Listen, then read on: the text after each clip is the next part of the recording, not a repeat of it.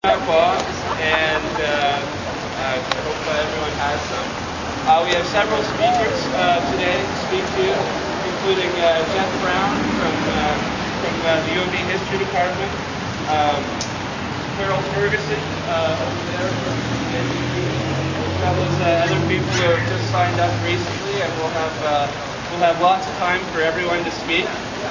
I just want to reiterate that we really thank everyone for coming out, especially where it's such a controversial issue, and it's important to take a stand at this time.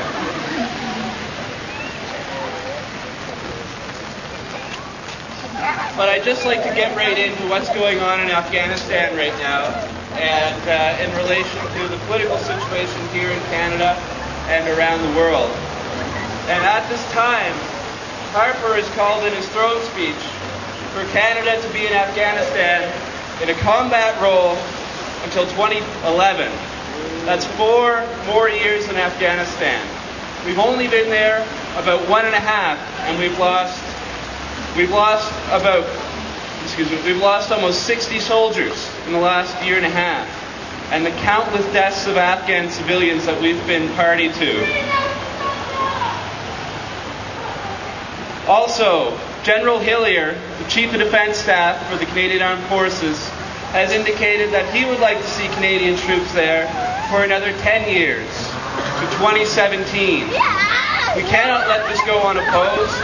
If we fight hard and get together, we will win, and we will get our troops out of Afghanistan.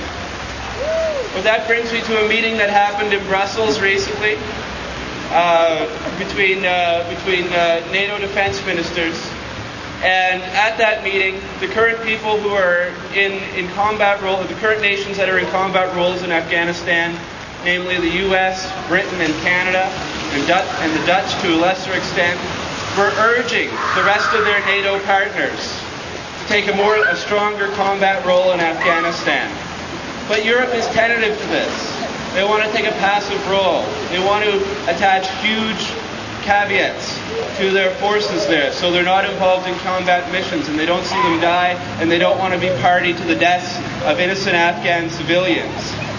And it's where in the media here we hear that these European countries are wimps. They're afraid to put their soldiers on the line. Well, I think nothing could be further from the truth. I think these European countries are sane and do not want to see their soldiers die for an unjust war, and do not want to be party to the deaths of thousands of innocent Afghans. Also, Europe is very sensitive to Russia, and Russia provides most of Europe's energy. Russia has geopolitical interests in Afghanistan, and they also have geopolitical interests in the gas fields of Turkmenistan, which they do not want under Western control. Right now, that gas is being pumped out through the Russian pipeline network through to Europe. People in the West, especially in the Bush administration, would like to see that change. I would like to address directly the words and comments of our Foreign Affairs Minister Maxime Bernier and General Rick Hillier, who repeatedly insist that there has been progress on the ground in Afghanistan. They say young girls are going to school, that there is potable water. But when you take a close examination of the facts, nothing could be further from the truth.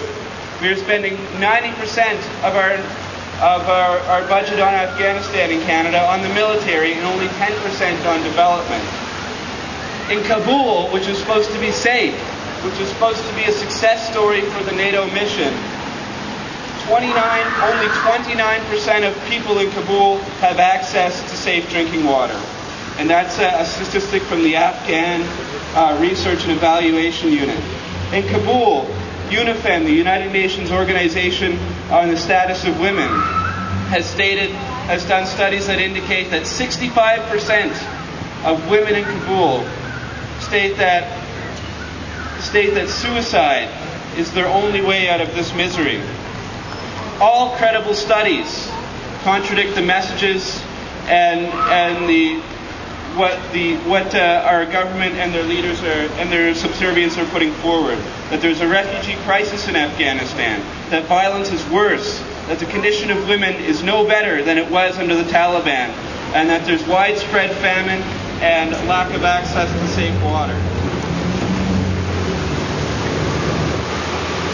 Now, I think we have to address the question, are we winning on the ground militarily? Is that true? In regards to the mission in Afghanistan, NATO has 40,000 soldiers to try to secure a huge nation. It took 50,000 soldiers to secure Bosnia, which is 1/4 the size of Afghanistan. It took almost 150,000 soldiers from the former Soviet Union to secure it at that time. In order to lay the groundwork for security, peace, and development on their terms, they need to have boots on the ground. They do not have those boots on the ground to provide security. When they say they're building schools, they're not controlling that territory, and that territory is being taken back by the forces they oppose, and the gains are lost. We must be conscious of the human cost of this war. In terms of Canadian soldiers, 71 Canadian soldiers have died so far, and if we continue at this pace of 30 Canadian soldiers dying a year, give or take, and if we stay until 2011, what the Harper government prescribes, there will be another 120